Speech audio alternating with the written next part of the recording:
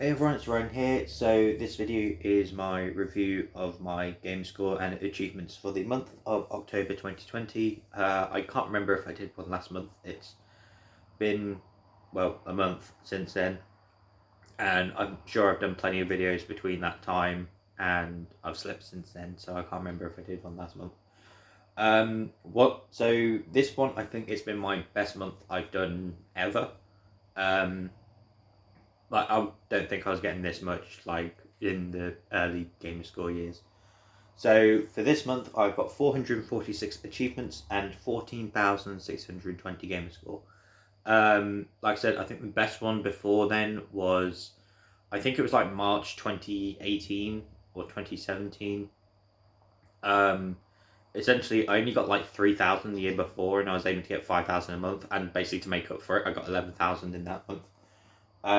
With this one, I've sort of had the benefit of Xbox announced a Hall of Fame thing, where it's like if you were like in the leader in certain categories like game score earned, achievements earned, game completions. I think it was like games pass achievements and like kills in State of Decay 2 or something.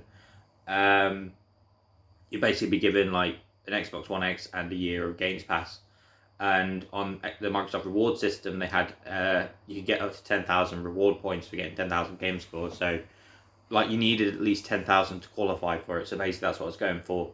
So the majority of this was in the first couple of weeks of October, especially the 12th and 13th. I think I got about 5,000 game score over then.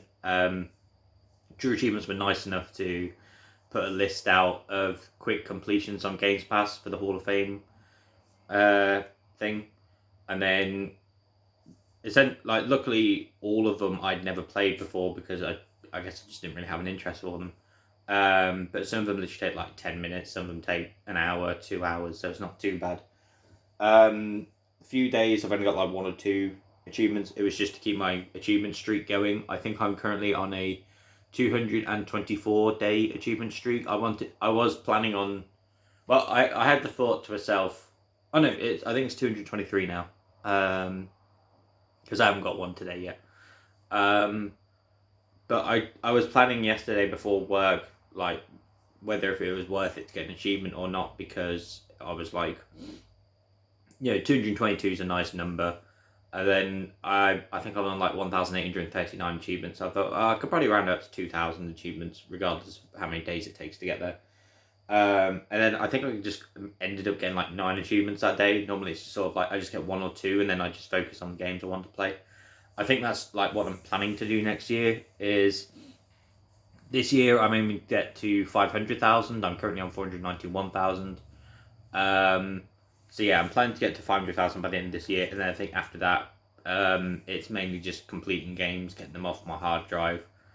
Because there's a lot of games where I bought them at least a couple of years ago, and I've still not touched them just because I've been playing the next thing or trying to get achievements. Um, yeah, the highest achievements. I'm only going to go over a handful of them because obviously I don't want to take forever with them. So AO Tennis 2, I got 27 achievements worth 800 game score. It was free for a weekend, so I spent most of my time on that. Team Sonic Racing, 30 achievements worth 680 game score. I bought it like half a year ago, I think, and I've only just got around to actually playing it. Book of Unwritten Tales 2, 50 achievements worth 1,000 game score. If I remember correctly, that was with the games with gold at one point, and I looked up, it said it was an easy completion. That took that was the first week of October for me, was that game. Celeste, 30 achievements worth 1,000 game score. Slayaway Camp, 50 achievements worth 1,000 game score. That one was a nice quick one, only took like an hour and a half. It's actually quite fun. Like, I like that it's called Slayaway Camp, but the majority of it is a parody of Friday the 13th. Although, because is it Sleepaway Camp is where they, because Camp Crystal Lake is Friday the 13th. Like, I'm sure Sleepaway Camp is a title of a different movie. Yeah, I had a lot of fun with it. UFC 4, 25 achievements worth 875 game score. That was free for a weekend. I finished that on the Saturday. I had a lot of fun with that one. The only other ones were like the online based ones, so I wasn't going to do that because I don't like playing online, and I'm not that good at it, so I didn't really want to try and do that one. World War Z, 26 achievements worth 670 game score. That was on Games Pass. A friend of mine wanted me to download it so I can play it with them, and we pretty much went through the story on it. Tracks, 10 achievements worth 1,000 game score. That one takes like 20 minutes if you're following a guide.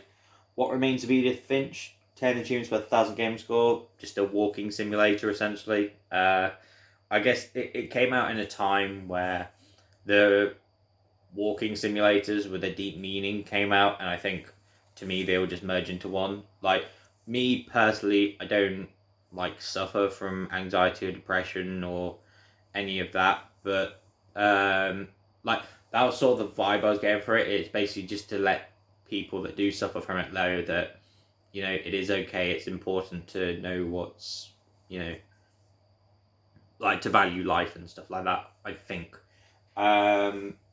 Like that's pretty much what I got from that one. But I think if I remember correctly with that one of the first two like flashbacks you get with one of the characters is just so out there that it kind of just I laughed more than anything. Just because she literally goes, "Oh, I was hungry, so I was eating this," and then like that's where it just get a bit, you know, dark and stuff. And then she goes, "Oh, and I saw a bird out the window, and I opened the window, and I was a cat."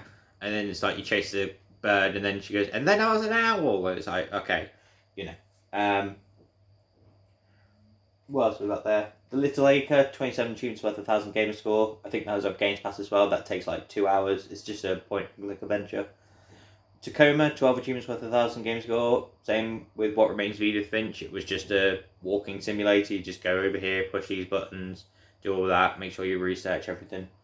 The Gardens Between, 17 achievements worth 1,000 game score. That one is a nice puzzler game to do with like fast forwarding, rewinding, pausing time. It's pretty clever. I quite like that one. The Fractured Minds, 10 achievements worth 1,000 game score. That one literally takes 10 minutes if you're going through it and you know what you're doing. Golf with Your Friends, 5 achievements worth 150 game score. I essentially just finished off the par achievements on the courses I was missing. F1 2019, 13 achievements worth 250 game score. I've been playing a bit online with that one, obviously because everyone's on F1 2020 now. It's not as packed on F1 2019, so I'm just doing what I can on there. What else have we got that's worth talking about? The rest is just like a handful of achievements worth a few game scores, so it's nothing too big. Biggest achievements, I'll just go for ones that are 200 because I've only got 4 here, I think. So I've got good service on all lines, finish every objective in passenger mode. That's on the trains game. I think the rest of these are on the trains game. Actually, I spoke too soon. The rest are on Tacoma. ARD core, so like hardcore, I guess. Escaped Lunar Transfer Station Tacoma, having recovered every AR crew record and AR desktop item. Employee of the Month, Escaped Tacoma, having read all incoming messages from Venturis, and liberated for Escaped Lunar Transfer Station Tacoma with Odin. So essentially, just making sure you do all the collectibles and stuff like that. That's pretty much what you get for that. There is a good handful of 100 game score achievements as well, so I'm not going to go over them. But yeah, that's pretty much my review for October 2020. It's not, no, I guess spoiler now. November's not going to be as big, because I started work a couple of days ago, so like I'm not going to have as much time. And like I said, I'm not going to try and aim for 10,000 again because I don't need to. But yeah, so that's the review for October 2020. 446 achievements, 14,620 game score. Thank you for watching this video and me rambling on about stuff like that. And I'll see you next month for November. Also after this weekend, I'll have the Premier League review for Game Week 7, I believe it is right now. And then any other videos I'll think of doing. Yeah, thank you for watching this video, and I hope to see you in the next one.